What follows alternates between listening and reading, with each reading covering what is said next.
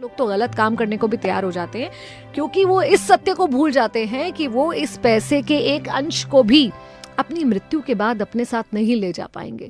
जीवन 4 दिन का है और उस 4 दिन के जीवन में पैसे की खातिर भाग दौड़ में बस लगे रहते हैं। ये सुनकर ना इस अमीर साहब को बहुत गुस्सा आया, थोड़े अनॉय हो गए, थोड़ा सा उनको इरिटेशन हुआ।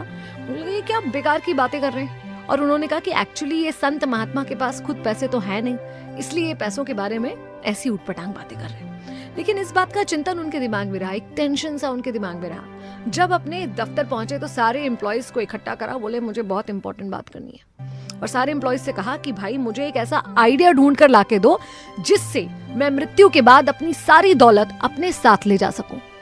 लोग समझे कि बॉस बिल्कुल पागल हो चुके हैं और लोगों ने उन्हें अवॉइड करने की कोशिश की।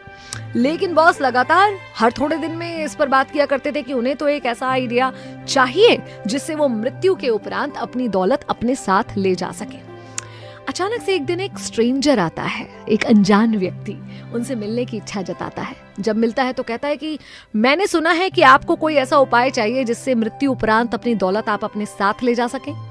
इस आदमी की आंखों में चमक आ गई, बोले है क्या तुम्हारे पास ऐसा आइडिया? उसने कहा हाँ, एक लाजवाब आइडिया है मेरे पास। इन्होंने मन ही मन सोचा कि सारी दुनिया मुझे पागल समझ रही थी और फाइनली कोई व्यक्ति आइडिया लेकर आ गया।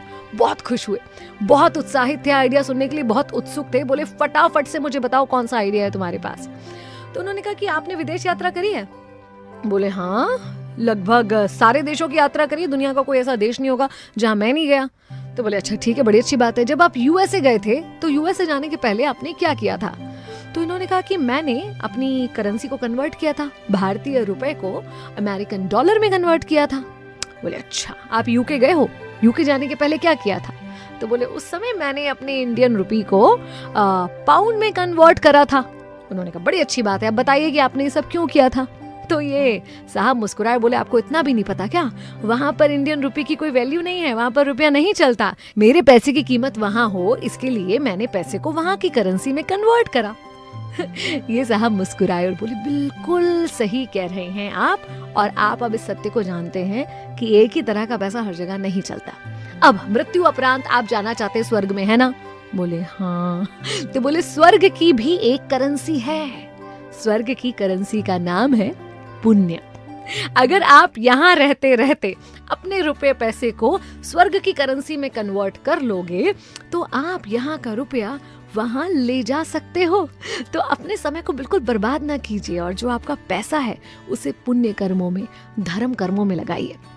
ये सुनकर उस मिलेनियर की आंखों में चमक आ गई और उसे बात वाकई समझ में आई कि हाँ, ये तरीका है जिससे मैं यहाँ की धन दौलत को वहां लेकर जा सकता हूँ। और उसी दिन से उन्होंने तय किया कि अपने पैसे का सदुपयोग करेंगे, दान धर्म करेंगे, पुण्य कर्म करेंगे, जरूरतमंदों की मदद करेंगे। तो हम और आप क्यों समय बर्बाद कर रहे हैं? क्यों नहीं अभी से अपना हेवनली अकाउंट आप और हम भी तैयार करते, छोटे बड़े जिस रूप में हो सके। क्यों नहीं हम पुण्य कर्म कराते और अपनी करेंसी को भी वहां के लिए कन्वर्ट करके तैयार करते। मैं भी नहीं हूँ, चलो आज कुछ अच्छा सुनते हैं।